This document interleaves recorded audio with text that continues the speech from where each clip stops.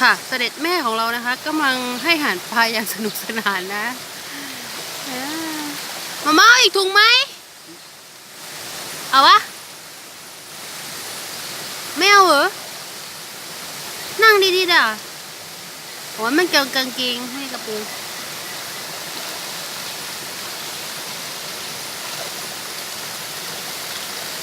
มาบ๊ายบายกล้องหน่อยด่า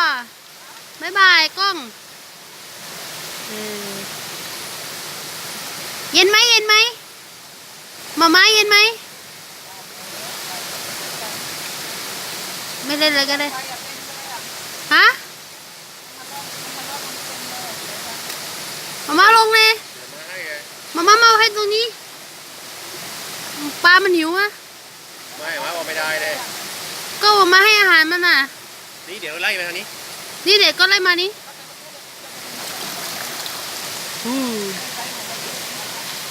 นี่ถ้ามันกินเนื้อ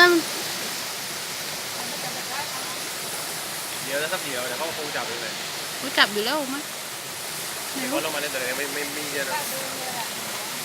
เดินเลยถ้ามาเดินมันหายมาเลยมันกลัวเอาขาจุ่มไปเลยเอาขาจุ่มไปเลย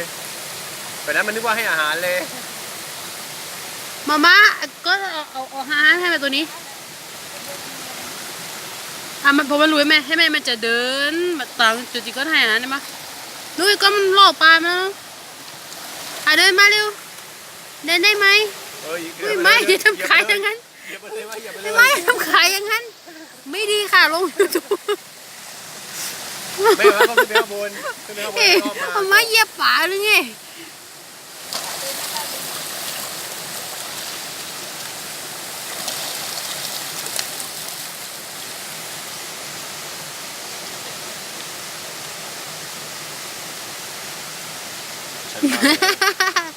สรุปคุณแม่ค่ะ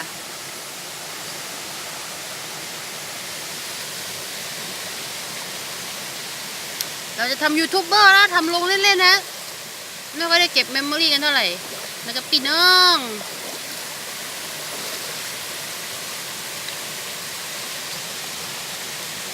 นี่มาให้ตรงนี้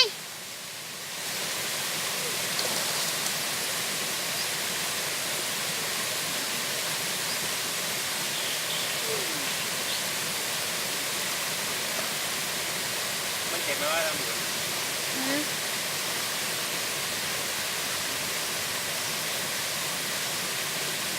ก็ลองจับดูต่อก็จับเลยจับเลยน่ากลัวตายมันมาลุมเราอันพ่อล่ะ